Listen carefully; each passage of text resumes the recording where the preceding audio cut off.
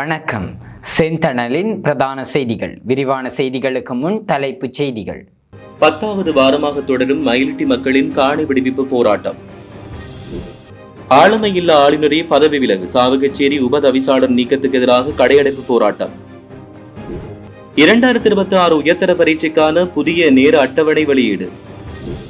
இலங்கையில் அதிரடி தீர்ப்பு. பௌத்தபிக் உட்பட 4 பேருக்கு 101 ஆண்டுகள் சிறை தண்டனை.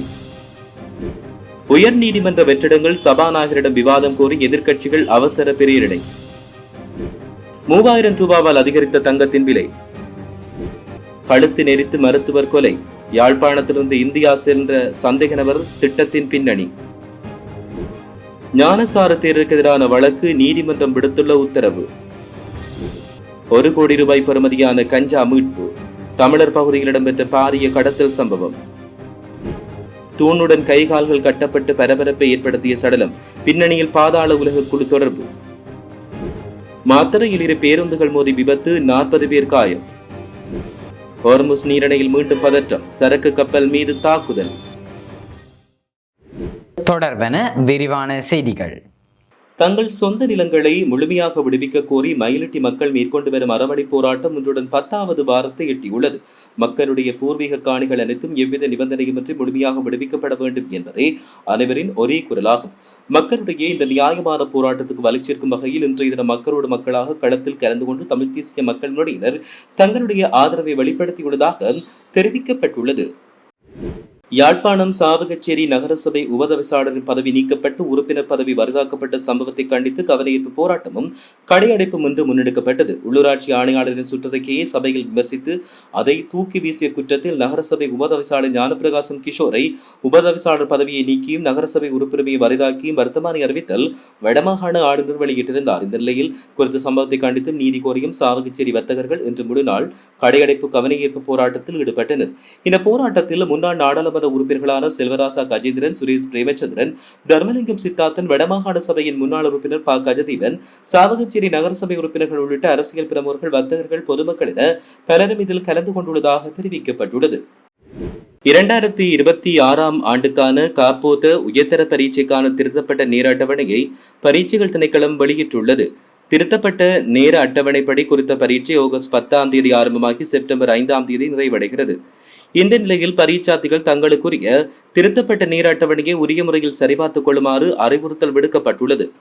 அதன்படி பரீட்சார்த்திகள் தங்களுக்கு தேவையான மேலதிக விவரங்களை பெற்றுக்கொள்ள 1911 என்ற உடனடி சேவை இலக்கத்தினூடாக தொடர்பு கொள்ள முடியும் என்று அறிவிக்கப்பட்டுள்ளது. 15 வயது சிறுவர்களை கடுமையான முறையில் தகாத முறைக்குட்படுத்திய குற்றச்சாட்டுக்காக 4 101 ஆண்டுகள் கடூழிய சிறை தண்டனை விதிக்கப்பட்டுள்ளது. சிறுவர் குற்றங்களுக்காக அனுராதபுரம் சிறப்பு மேல் நீதிமன்றத்தால் வரும் 20 நாட்களில் 4 குற்றவாளிகளுக்கு 101 ஆண்டுகள் கடூழிய சிறை தண்டனை விதிக்கப்பட்டுள்ளது. மேல் நீதிமன்ற நீதிபதிகளான சந்துன் விதான மற்றும் ருவன் தம்மிக திசாநாயக் ஆகியோரால் இந்த உத்தரவுகள் பிறப்பிக்கப்பட்டுள்ளன. சட்டம் அதிபர் சார்பில் அரசு சிரேச சட்டத்திரணி சமிக்க குறுக்கே இந்த அனைத்து வழக்குகளையும் வழிநடத்தியிருந்தார். அதற்கமைய துறவரத்துக்காக விகாரையில் ஒப்படைக்கப்பட்ட சிறுவனை ஒப்படைக்கப்பட்ட முதல் நாள் முதல் கடுமையான தகாத நடவடிக்கைக்கு உட்படுத்திய குற்றச்சாட்டில் தம்முத்தேகம கிரிகஸ்பிவ தலஹொலவிவ ஸ்ரீ சம்புத்த பாலுகாரை விகாராதிபதிக்கு 30 ஆண்டுகள் கடூழிய சிறை தண்டனை விதிக்கப்பட்டுள்ளது.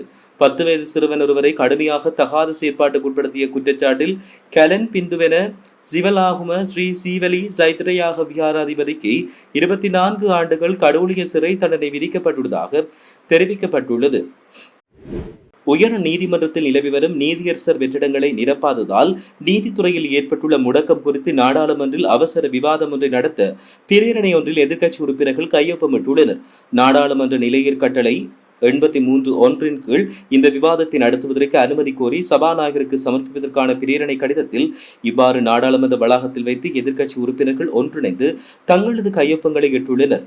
உயர் நீதிமன்றில் 8க்கும் மேற்பட்ட நீதியரசர் பணியிடங்கள் கடந்த 6 மாதங்களுக்கு மேலாக நிரப்பப்படாமல் காலியாக உள்ளதாக சுட்டிக்காட்டும் எதிர்க்கட்சிகள் இந்த நீண்ட கால தாமதத்தால் நாட்டின் சட்டத்தின் ஆட்சி கடுமையாக பாதிக்கப்பட்டுள்ளதாக கவலை வெளியிட்டுள்ளனர். இலங்கையில் கடந்த சில மாதங்களாக தங்கத்தின் விலை சற்று ஏற்ற இறக்கத்துடன் காணப்படுகிறது. அந்த வகையில் கடந்த சில நாட்களுக்கு முன்னர் தங்கத்தின் விலை குறைவடைந்தது இன்று மீண்டும் அதிகரித்துள்ளது. இலங்கையில் இன்று தங்கத்தின் விலை 3000 ரூபாவால் அதிகரித்துள்ளது. அதன்படி 24 கேரட் தங்கம் ஒரு பவுன் 3,76,000 ரூபாவாக விற்பனை செய்யப்பட்ட நிலையில் 3,000 ரூபாய் அதிகரிக்கப்பட்டு 3,79,000 ரூபாவாக விற்பனை செய்யப்படுகிறது. 22 கேரட் தங்கம் ஒரு பவுன் 3,46,000 ரூபாவாக விற்பனை செய்யப்பட்ட போது 2,700 ரூபாயால் அதிகரிக்கப்பட்டு 3,48,700 ரூபாவாக தற்சமயம் விற்பனை செய்யப்பட்டு வருவதாக தெரிவிக்கப்படுகிறது. தெல்தெனிய கொலை சந்தேக நபர்கள் யாழ்ப்பாணத்திலிருந்து கடல் மார்க்கமாக இந்தியாவுக்கு தப்பிச் செல்ல திட்டமிட்டதாக தெரிவிக்கப்பட்டுள்ளது. எனினும் குறித்த சந்தேக நபர் இந்தியாவுக்கு அல்லது வேறு எந்த நாட்டுக்கோ தப்பிச் செல்ல முயற்சிக்கவில்லை என விசாரணையில் தெரிய வந்துள்ளது. பிரதான சந்தேக நபர் தன்னை ஒரு தமிழர் என்று காட்டிக் கொள்வதற்காக யாழ்ப்பாணத்தில் ஒரு சில தமிழ் வார்த்தைகளை கற்றுக்கொண்டதாக விசாரணையில் தெரிய வருகிறது. கடந்த 17ஆம் தேதி கைவிடப்பட்ட காரொன்றிலிருந்து பெண்ணொருவரின் சடலம் மீட்கப்பட்டது. இந்நிலையில் காவல்துறையின் நீண்ட தேடுதலின் பின்னர் சம்பவத்தோடு தொடர்புடைய பிரதான சந்தேக நபரையும் அவரது மனைவியையும் காவல்துறை கடந்த புதன்கிழமை யாழ்ப்பாணத்தில் வைத்து கைது செய்தனர். தாம் உயிரிழந்த பெண் தங்கியிருந்த அறைக்கு சென்ற போது அவர் தூக்கிட்ட நிலையில் இருந்ததாகவும் இதனால் அச்சமடைந்து சடலத்தை காரில் ஏற்றி கண்டி தெல்தெனியாவுக்கு கொண்டு சென்றதாக சந்தேக நபர் தெரிவித்தார். எவ்வாறாயினும் பிரேத பரிசோதனை அறிக்கை இது கழுத்தை நெரித்து கொலை செய்யப்பட்டது என்று உறுதி செய்துள்ளது. மேலும் சந்தேக நபரால் ஏமாற்றப்படும் பெண்களுக்கு தான் அந்த நபரின் மூத்த சகோதரி என்று தன்னை அறிமுகப்படுத்திக் கொண்டு இந்த மோசடிகளுக்கு உதவி செய்துள்ளதாகவும் மனைவி தெரிவித்துள்ளார். இஸ்லாத்தை அவமதிக்கும் வகையில் கருத்து வெளியிட்டதாக குற்றம் சாட்டப்பட்டுள்ள கலகடத்தை ஞானசார தேருக்கு எதிரான வழக்கு ஜூலை 31ஆம் தேதி மீண்டும் விசாரணைக்கு எடுத்துக் கொள்ளுமாறு கொழும்பு மேல் நீதிமன்றம் உத்தரவிட்டுள்ளது. இந்த வழக்கை விசாரிக்கும் கொழும்பு உயர் நீதிமன்ற நீதிபதி புத்திக்க சி ராகல இன்று விடுப்பில் இருந்ததால் வழக்கு இன்று நீதிபதி உதயேஷ் ரணசுங்க முன்னிலையில் விசாரணைக்கு அளிக்கப்பட்டுள்ளது. இதன்போது வழக்கை ஜூலை 31ஆம் தேதி விசாரணைக்கு முந்தைய கலந்தாய்வுக்காக அழைக்குமாறு நீதிபதி உத்தரவிட்டார். வழக்கு இன்று நீதிமன்றில் எடுத்துக் கொள்ளப்பட்ட போது பிரதிவாதியான ஞானசார தேரர் நீதிமன்றத்தில் முற்படுத்தப்பட்டிருந்ததாக கூறப்படுகிறது. இஸ்லாத்தை அவமதிக்கும் வகையில் கருத்துக்களை வெளியிட்டு அதன் மூலம் இன நல்லிணக்கத்துக்கு பாதிப்பை ஏற்படுத்தியதாக கூறி சட்டம் அதிபரால் இவருக்கு எதிராக இந்த வழக்கு தாக்கல் செய்யப்பட்டுள்ளதாக தெரிவிக்கப்பட்டுள்ளது.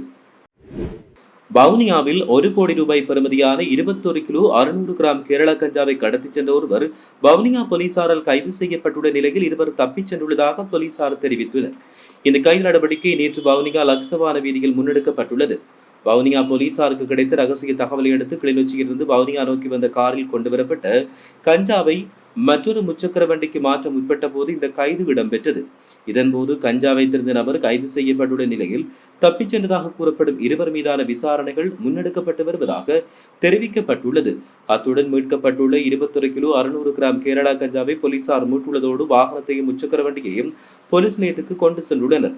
இந்த நிலையில் சந்தேக நபரிடமிருந்து மீட்கப்பட்ட கஞ்சாவின் பெறுமதி 1 கோடி ரூபாய் இருக்கலாம் என்றும் கைது செய்யப்பட்டவர் தடுப்பு காவல் உத்தரவின் கீழ் வைத்து விசாரணை செய்யப்பட உள்ளதாகவும் போலீசார் தெரிவித்துள்ளமையும் குறிப்பிடத்தக்கது.